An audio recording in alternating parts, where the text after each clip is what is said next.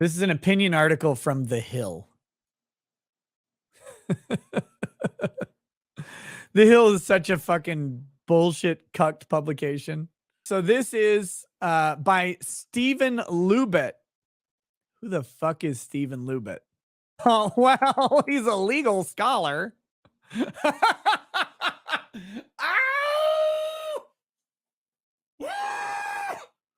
Immediately, I don't give a shit about your opinion.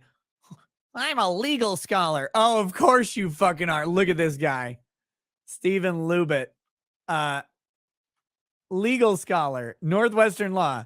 Is the Edna B. and Ednifed H. Williams Memorial Professor of Law as director of the law school's award-winning Bartlett Center on Trial, blah, blah, blah. It's a cancer. It's a cancer. Those little circular glasses are a cancer. Ted Cruz must recuse himself on Scalia replacement. Okay, so we're getting an idea already. So is the Supreme Court turning the Constitution into a homicide pact? The answer is no. I can answer his question really quickly. Fuck off. Here we go. It looks as though there will be no end to the fallout from Supreme Court Justice Clarence Thomas's majority opinion in New York State Rifle and Pistol Association versus Bruin, holding that gun control regulations are presumptively unconstitutional unless they are sufficiently analogous to a 19th century law. No, that's the right decision. All gun control regulation is presumptively unconstitutional because the fucking Second Amendment says shall not be infringed. It's not ambiguous. It's not a mystery. It's nothing but the goddamn God's honest fucking truth about what it says in the controlling law of the land document that this dumb motherfucker has to know exists.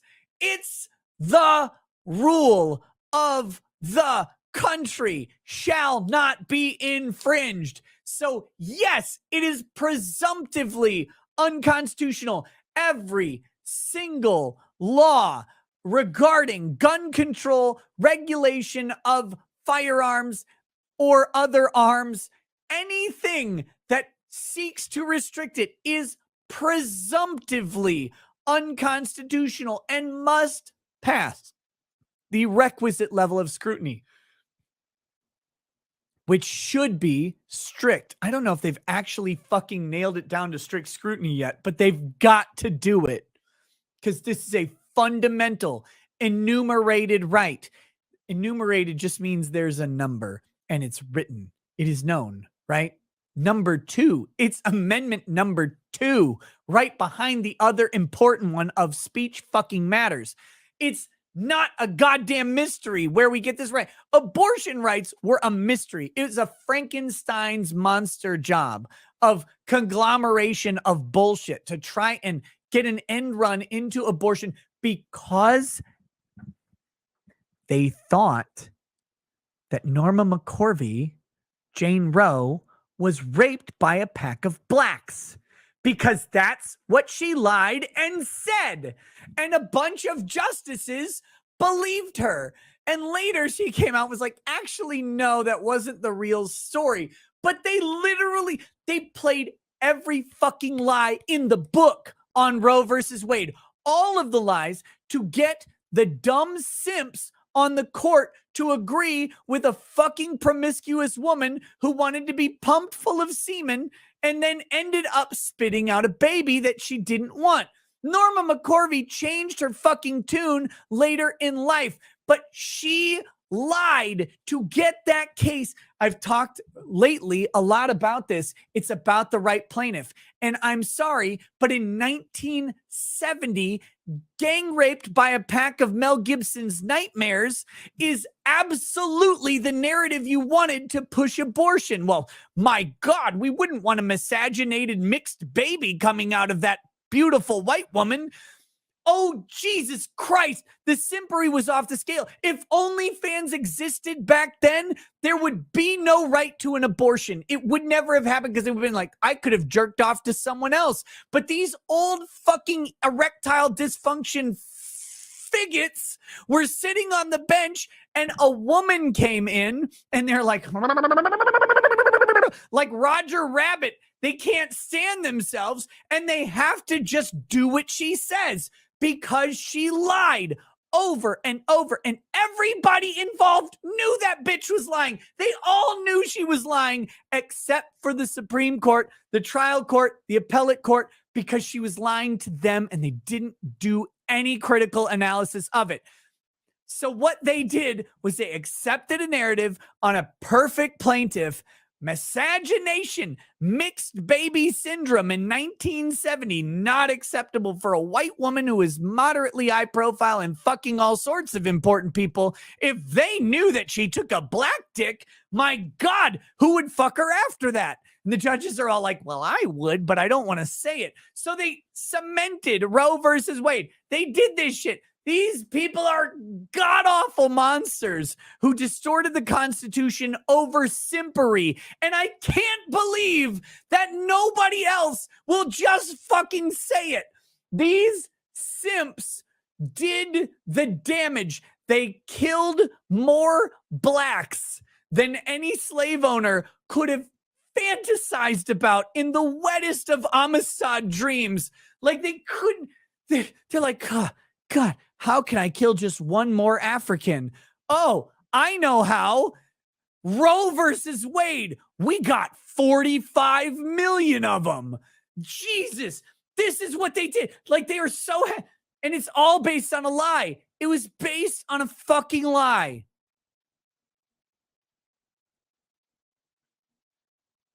And we're still holding on to this as if it ever mattered, as if it wasn't just some guys who couldn't do a Twitch subscription.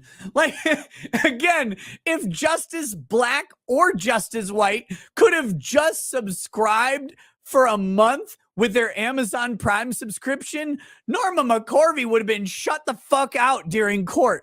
But they couldn't do that. She couldn't pull out a Sharpie and write their name surreptitiously on the top of her tit with just a little bit of nipple cut off. She couldn't do it. She wasn't riding a pickle in a hot tub. So like, we only have one option. Maybe she'll fuck us if we just agree with her on this case. God damn, these fucking simps, 60 years of murdering babies, 60 goddamn years of murdering babies based on a lie that was obvious.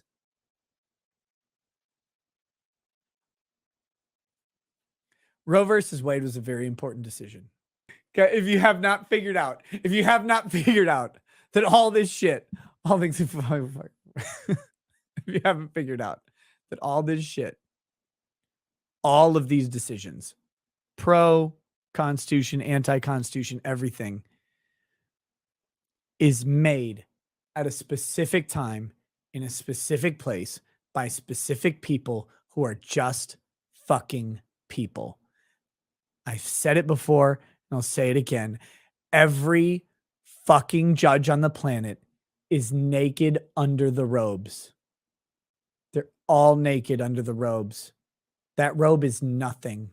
That is not a shield for bad decision making. It's not a shield for bad legal reasoning. But what it does is it gives them power to make bad legal reasoning. It gives them power to make bad life influencing decisions. And 9 fucking cucks sat and condemned over 60 million Americans to death. And why did they do it? Because it was a lie, and they hashtag believed all women. When the woman and the people representing her were openly willing to lie, and they were unwilling to investigate. You want the problem with simps? 60 million dead. Talk about the Holocaust. You talk about the Holodomor. They don't even fucking come close. We got problems with Social Security. 60 million workers.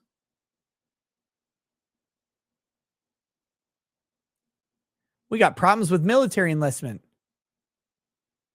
At the going rate of 10% enlistment, 6 million soldiers. Don't exist. Didn't exist throughout history.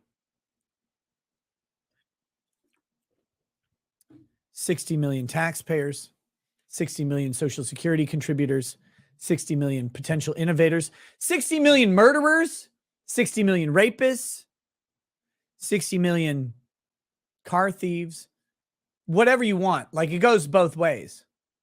We don't want to paint every fucking abortion as a rosy picture. Lots of them, lots of them would be looking at a life that was very, very tough and divergent from yours and mine. Absolutely. But the American dream, the American reality is about people who shatter on occasion those expectations. And one person crushing the narrative of what happens to the majority changes the fucking planet in America. In China, not so much. But in America, it happens every day. And we've shut off 60 million opportunities for something great. And statistically, a couple thousand opportunities for something bad.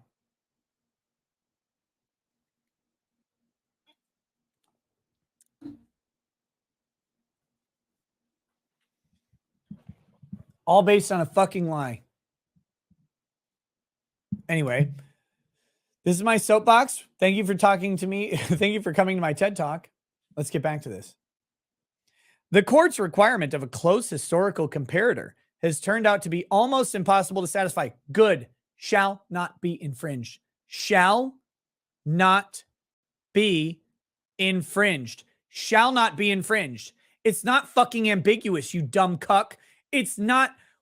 It's almost impossible to satisfy. Almost. It should be impossible. The language says shall not be infringed. The way the court reads the language is shall not be infringed unless it meets our stringent test. But that's not what it says. It was intended to never meet a court stringent test. And the court was fucking cucks. And Congress was bullshit. They didn't tamp this shit down back then. So now we're stuck with the courts making constitutional law when they never had the power. And if you want my rant on Marbury versus Madison, I've given it several fucking times. But everybody who disagrees with me on Marbury versus Madison is fucking wrong, because the Constitution does not contemplate constitutional review and binding precedent on this shit. It does not contemplate that they could effectively rewrite the Second Amendment. These motherfuckers struggled over that Second Amendment. It's evident in the language of the text, the bad syntax, the shitty grammar, the fucked up punctuation of a well-regulated militia being necessary to a free state. The right of the people to keep and bear arms shall not be infringed. That doesn't make sense. No one talks like that now. No one talked like that in 1790 either. However, that's a compromise over days and days and days of hot, sweaty men arguing over what that fucking thing should say. And what it ultimately says is well-regulated militias are essential to keeping a free society. Bam. Period. Done. That's it. That's a thought. The next thought is the right of the people who may, on occasion, randomly be conscripted into service of the general militia to keep and bear arms that they would bring to the militia, but also that they would use to defend themselves. And most importantly, that they would use to defend themselves from tyranny shall not be infringed. It wasn't a fucking mystery, because everybody had a gun. You had to have a gun. You had to kill your own food. You had to kill your own British. You had to kill your own detractors. Everything was fucking murder-based in 1790. The death sentence was the sentence for felonies. There were only like 6. We took crime way differently. We took reputation way differently, and we took fucking tyranny way differently. It's not ambiguous. It's not weird. It's not a mystery. It's not hard to figure out. When they said the right of the people to keep and bear arms shall not be infringed, they literally meant don't fucking touch the guns, the swords, the knives, the fisticuffs, anything. Don't touch it. And they didn't.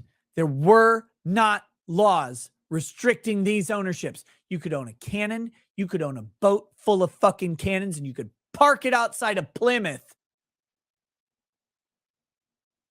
All the cannons, enough cannons to lay siege to a port city. And they said, of course you can own that. Because freedom, baby, personal responsibility, individual pride, and accountability for your actions, not your thoughts, not your words, not your impressions, not someone else's interpretation. Your actions were either criminal or not. Period. And fuck all these people. Fuck everybody who defends Marbury versus Madison. Fuck everybody who defends every incremental restriction on absolute liberty shall not be infringed is in the Second Amendment. The First Amendment. No law respecting the establishment of religion, the right of the people to speak, the freedom of the press, freedom of assembly, freedom of religion. No law. And yet we have hundreds of laws on that topic, hundreds of laws on guns. Those should have been constitutional amendments. The founders believed that the Constitution would be rewritten in 30 years. They believed that the amendment process would handle all of these weird discrepancies. They were wrong because the courts took the power that is not granted to them in Article 3 of the Constitution of constitutional review. They took extra constitutional powers to tell other branches they weren't being constitutional.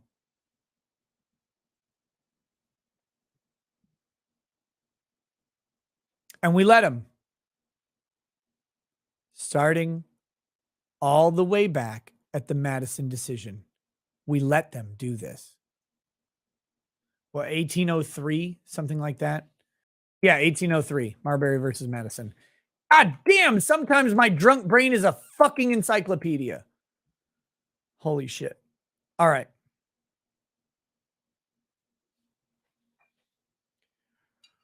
Rant mode off. Let's go back to reading the article.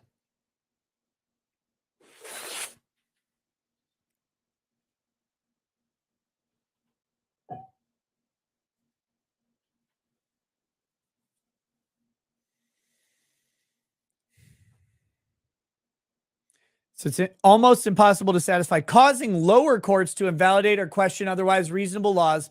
They're not otherwise reasonable. No, there is no question. They should be invalidating all of the laws. And then that should go to the Supreme Court. All of them. Invalidate the fucking laws. There is no reasonable prohibiting the obliteration of gun serial numbers. Why is that reasonable? Where is the serial number contemplated in the Second Amendment? A registry. A number requirement. Guess what? That infringes on your rights to keep and bear arms. The government knowing you have a gun or have purchased a gun and maybe transferred it to somebody else infringes on your right. The only acceptable laws have to do with people who have constructively forfeited their rights, putting a statutory structure around that forfeiture. That forfeiture involves committing a felony, preferably, in my opinion, a violent felony, and being either in jail or on probation following jail, parole. If you're not on jail or on parole, you've served your time, you should get your rights back. If you don't want people who shot someone to get their rights back, kill them or put them in prison for life. Fuck off. Once they've served their time, your rights should be restored. Period. Period. Period. And if we're uncomfortable with people having their rights back, maybe don't give them their rights back, because maybe their crime was heinous enough to put them away forever. But some guy who lied to the FBI does not deserve to have his guns taken away, because lying to the FBI is no nexus to his possession of a firearm or his right to own one. And fuck you if you think it does.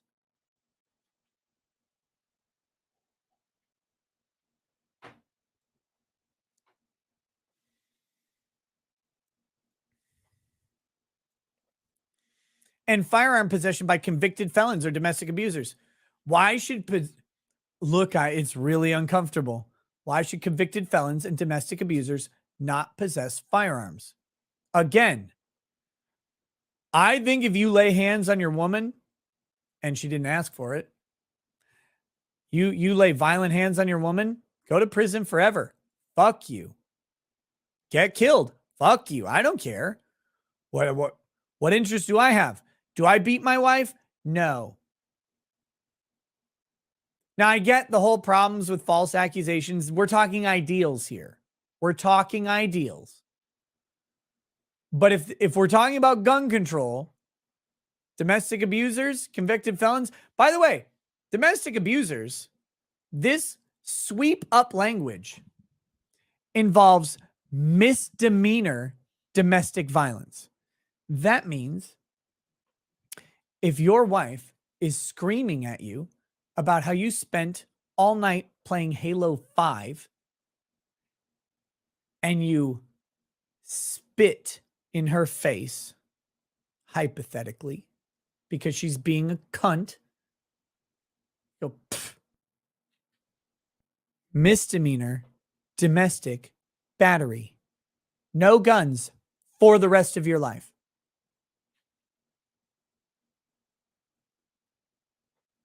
That doesn't make sense.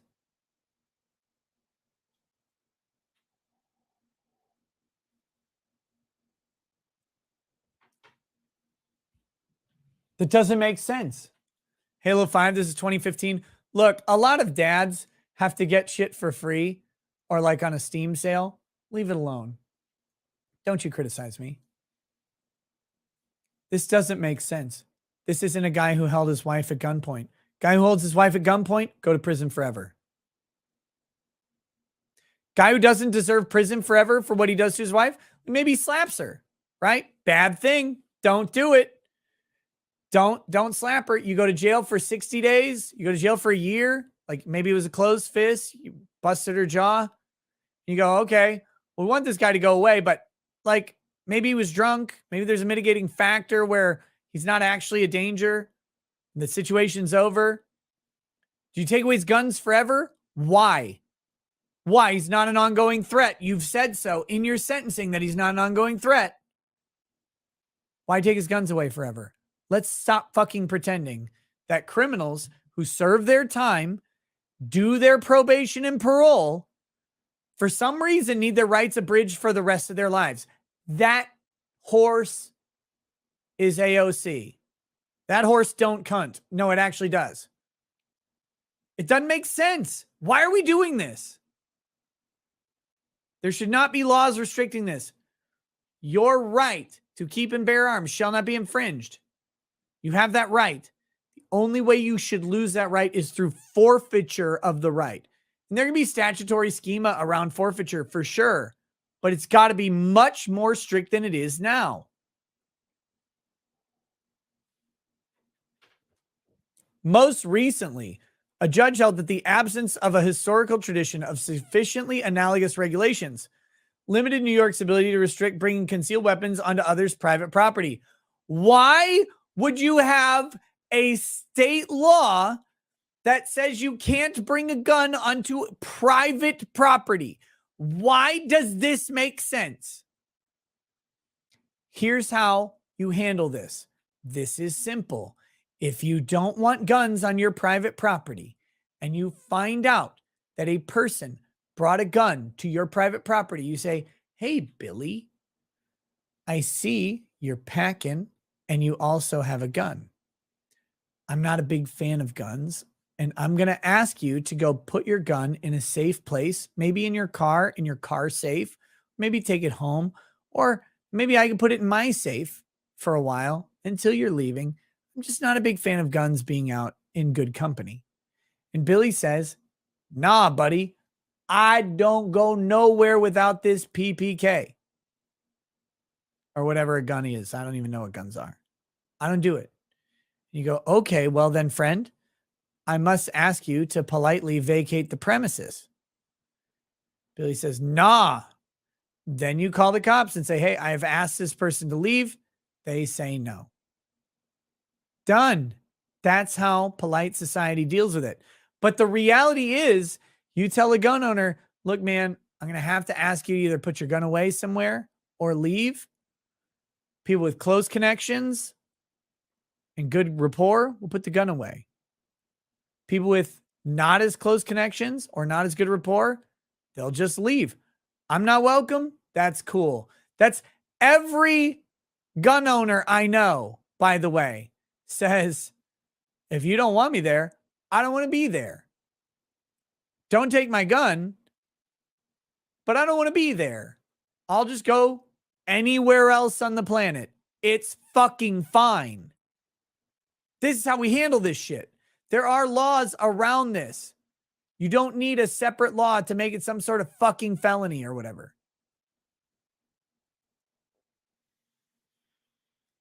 Meanwhile, mass shootings have continued at an alarming rate, occurring almost twice daily since the announcement of the Bruen decision. Have you guys heard of twice daily mass shootings? We're going to get into this real quick. Have you heard of a twice daily mass shooting? Do you get 2 stories a day about schools being shot up or nightclubs? 2 a day? About Las Vegas shooter? Oh, that story disappeared, didn't it? Why'd that story disappear?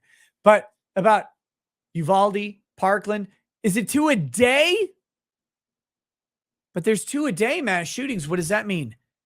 Gang violence, drug violence. Frankly, is very uncomfortable for me to say because I'm on YouTube. Black violence, which is not fair because it has nothing to do with being black. It just happens to do with a concentration of where black populations are in Southside Chicago in massive amounts of poverty where drugs are prevalent. The drug trade is territorial and violent. Southside Chicago, Philadelphia, Baltimore, Washington, D.C.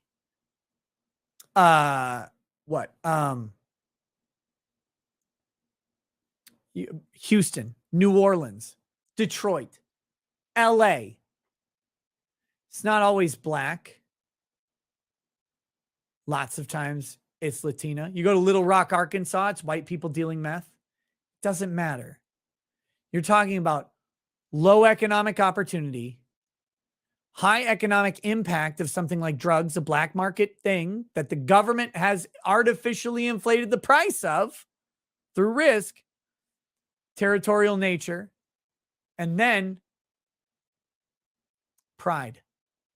Number 4, the most important thing, typically young men's pride. Young men's pride fueled by a gang atmosphere.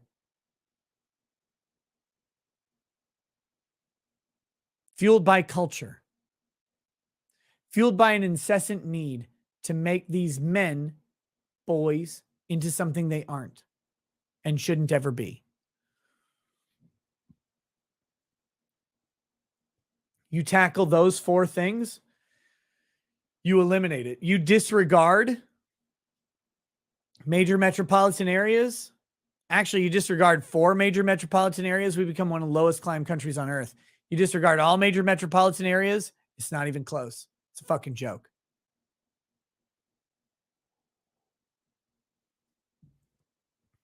Scared of going to Chicago?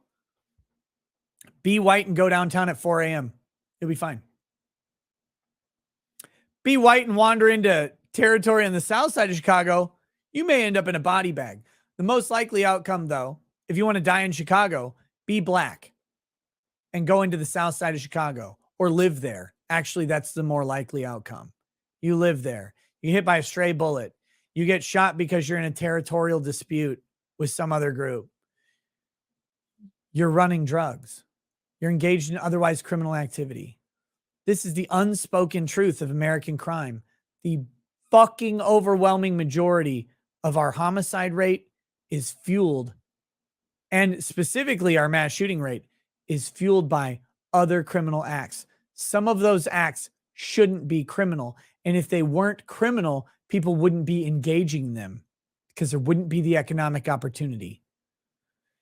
If weed was legal, if prostitution was legal, hell, I'm going to say it. If heroin, if coke, if all these things were legal and available through prescriptions, through over-the-counter means, through licensed establishments, if those things were legal and acceptable, you eliminate a shitload of territorial murder because you eliminate a shitload of territorial economic opportunity. Are we ready for that? No! Do not legalize heroin tomorrow. Jesus Christ. Don't take me fucking out of context on this. We're way too deep in this. We're way deep in what all this is. Prostitution is slavery. Yes, now it is. It wasn't always. It wasn't always. This is the problem with the libertarian philosophy. The libertarian philosophy conflates what's reasonable now versus what's reasonable 50 years from now. Should we want to get to a point where heroin can be legal because society is ready for it? Yes. Is society ready for legal heroin tomorrow? No.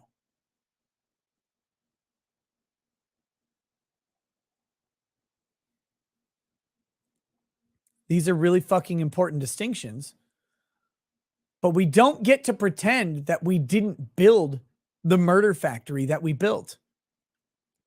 But like most things, the murder factory is very specific. It's very specific.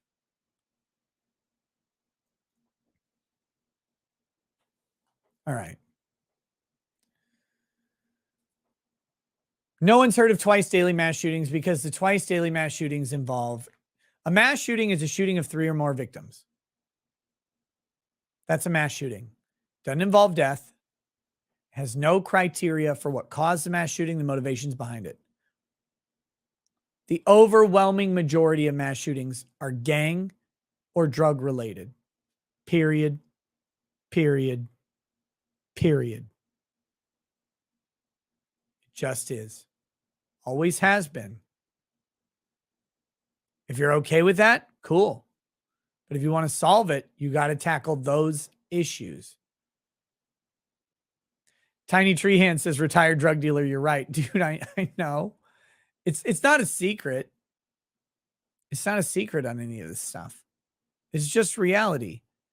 And it's neutral reality. You can be okay with it. You can say, yeah, actually, though, but I want these drugs to be illegal.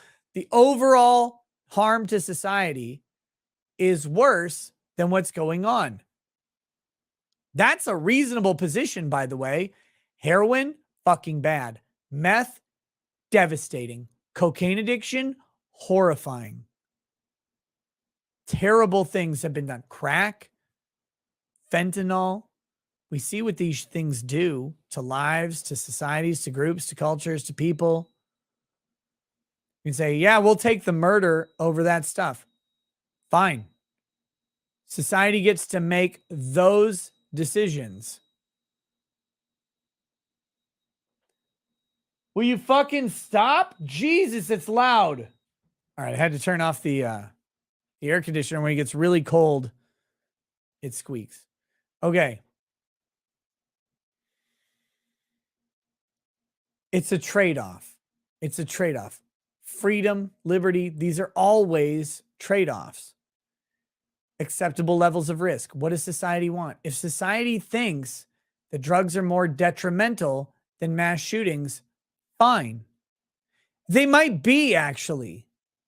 The number of people who die from fentanyl overdoses and crack and meth might be more detrimental than mass shootings. But let's not pretend they're not related. Let's not pretend this isn't a balancing, a give and take. And that's what they want us to do. They want us to disambiguate reality from stats. Look at this stat only in a vacuum. Don't ask why this stat exists. Don't ask what's behind it. Don't ask where the stat's occurring. Because they want you to think that when 9,000 people are murdered by guns a year, that gun is your gun or your wife's gun or your friend's gun. Guys, it's not you, your wife, or your friend's gun that's murdering you.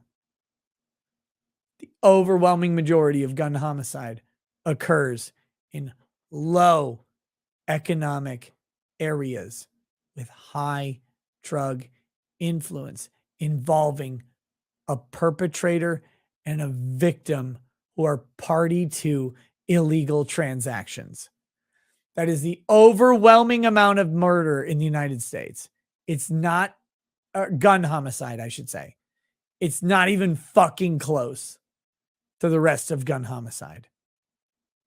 It has no correlation with actual mass killings like we saw in Nevada or Las Vegas, like we saw in Uvalde, we saw in Sandy Hook, Pulse nightclub. These things are way different. They have different motivations. They have different reasons, and they cannot be compared. They're not the same thing. Oh, by the way, if you hate things like crack and fentanyl, blame the illegality of drugs. Because those created the need for efficient, more cost-effective delivery of the good.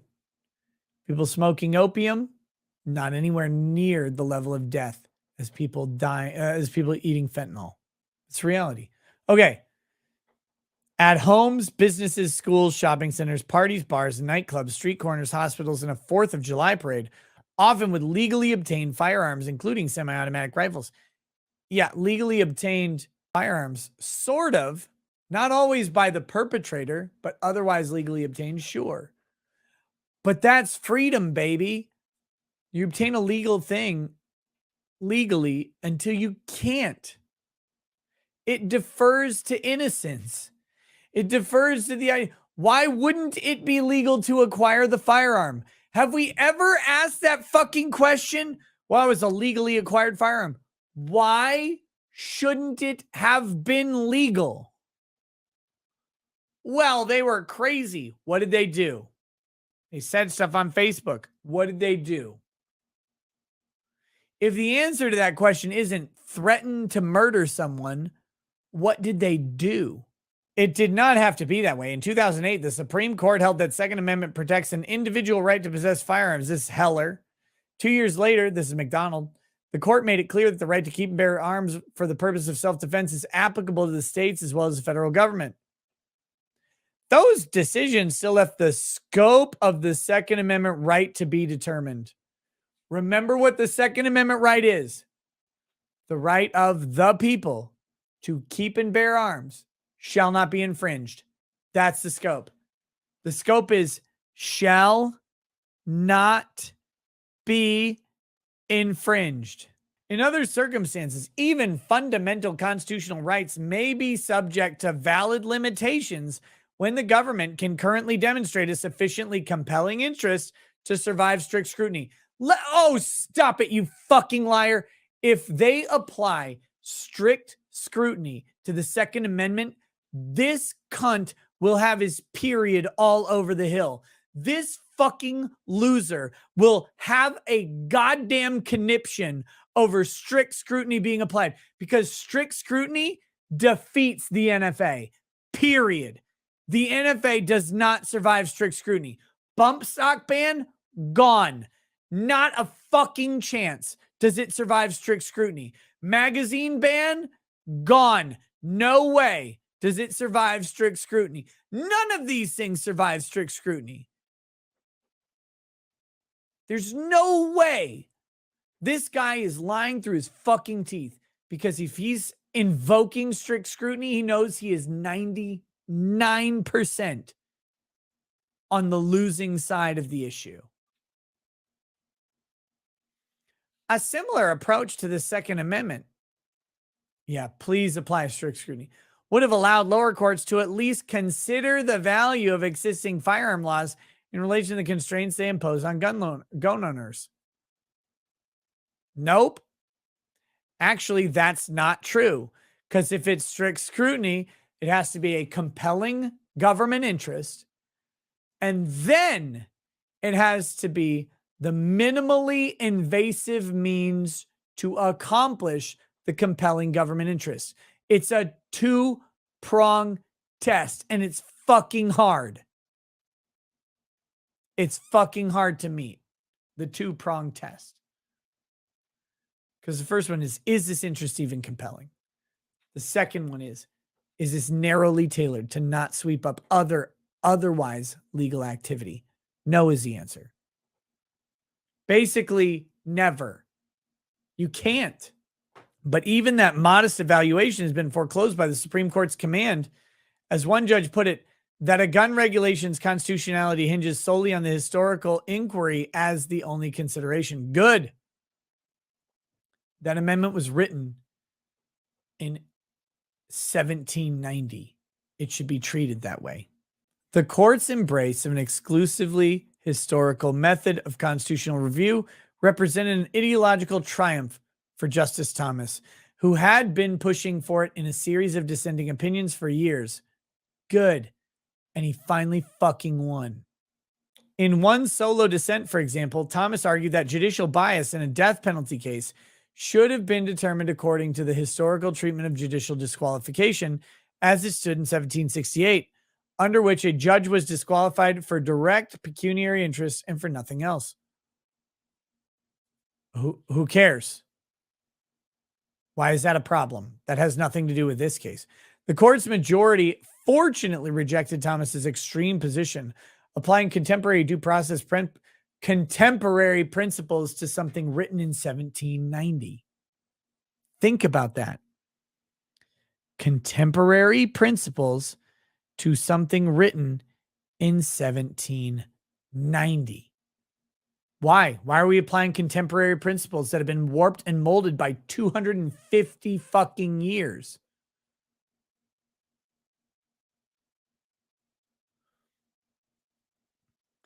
To hold that there is an impermissible risk of actual bias when a judge earlier had significant personal involvement as a prosecutor in a critical decision regarding the defendant's case. We let judges get away with so much that this line doesn't actually make sense. It should make sense, and it doesn't. But actually, if you apply contemporary due process, or if you apply the original position to this, I think Thomas tends to actually win on the majority of recusals. In another solo dissent, Thomas claimed that minors have no First Amendment right to access speech because historical evidence shows that the founding generation believed parents had absolute authority over their minor children. Yeah, a minor does not have a right over their parents to parent. In support, he cited a series of sermons and child rearing guides dating from 1646 to 1790, some of which admonished parents to suppress their children's natural depravity, while others urged only close monitoring and carefully planned development. Again, wait, are we granting children a right to any access over their parents' objection? So if a kid wants to watch gaping anal pornography at 7, they should have a constitutional right to access speech over their parents' objection. That's what that statement says. Are we fucking serious?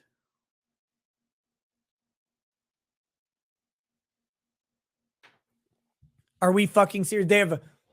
We're going to impose a constitutional right over parents. We don't do this anywhere. Constitutional rights are limited to state involvement, state actors, not parents. And we're going to just pretend that that's not real for a minute. And we're going to say, no, actually, the state can intervene on behalf of the child against the parents. Okay. Okay. Okay.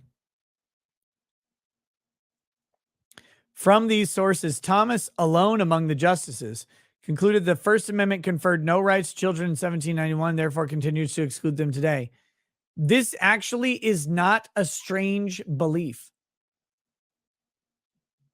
I don't agree with it at its maximum application. I think that children do have First Amendment rights. I think those children's First Amendment rights are subservient to the parents. I don't think the government should be involved in the parent-child relationship in this way. Determining the practice and beliefs of the founding generation from 18th century child rearing guides, however, makes as little sense as drawing conclusions about modern American eating habits from self-help diet and nutrition books. Nope. I actually think 18th century child rearing guides, I think we could use some fucking notes from those. I don't know about you guys,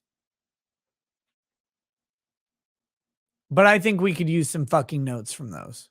In both cases, the purpose of the books has been to improve behavior, not document it.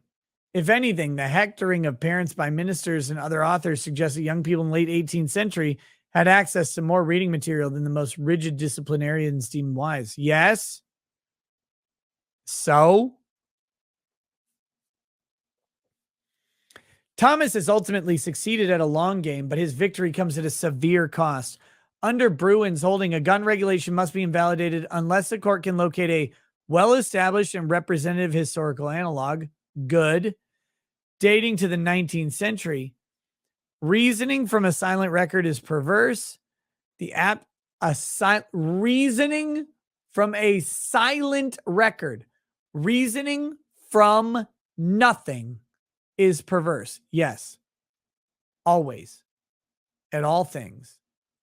If you go, well, everything was quiet about this thing, therefore I will reason through it. That's perverse. Of course it is. Silence on an issue doesn't imply automatically acceptance, condolence, confirmation, affirmation. All right. Reasoning from a silent record is perverse. The absence of a historical counterpart does not mean that a particular firearm limitation would have been considered unconstitutional by the framers. Yes, it does. But only they found it unnecessary if they thought of it at all. The reason that they found it unnecessary and the reason they didn't think of it is because they had a Second Amendment that actually functioned. Period. One judge has already ruled that domestic abusers cannot be prohibited from gun possession because there's no such law in an age when domestic battery was regarded as an unprosecutable family matter. Good. Good. Honestly, good. I know it sounds fucking awful, but a domestic abuser on its own does not get to be prohibited from gun possession because a slap is not a threat to murder. A slap is bad and they should be punished for it. Never lay hands on your intimate partner. Women especially, you dumb bitches out there trying to hit your man, wondering why he hit you back. But largely speaking, to men, don't ever lay hands on your intimate partner. Of course. Of course not. And if you do, you should expect prosecution. You should not expect, however, is that a misdemeanor conviction means you lose your guns forever. Fucking insane. And high-capacity magazines were unknown and would have been thought impossible in the area of muzzle-loading muskets. Lie, lie, lie. The era of muzzle-loading muskets had repeating rifles. If I'm not mistaken, they had those cool rotating barrel fast-fire guns. These motherfuckers were trying to build a faster shooting gun from the moment they built the gun.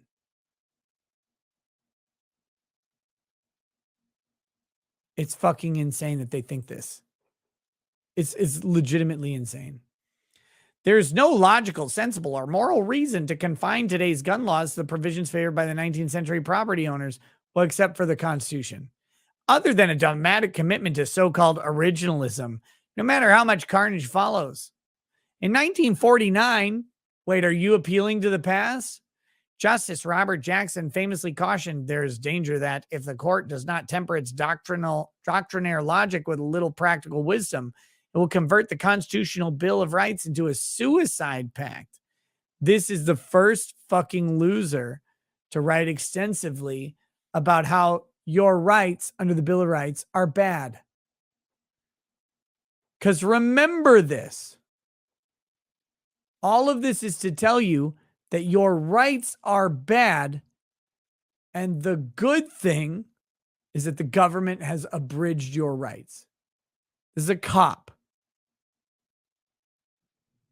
This is a cop writing about why the government is correct, putting you down for your habits. Justice Thomas has at last assembled a majority that now appears bent on turning the Second Amendment into a homicide pact. Oh, I love this. So suicide pact is the line. He's called it a homicide pact, and he doesn't explain the metaphor. Bro, you didn't explain the metaphor. What are we supposed to do with this? All right.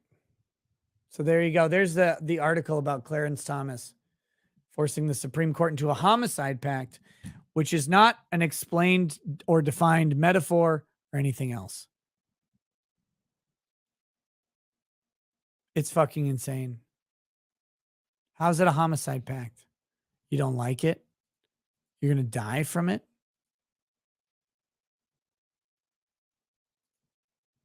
I don't know about that.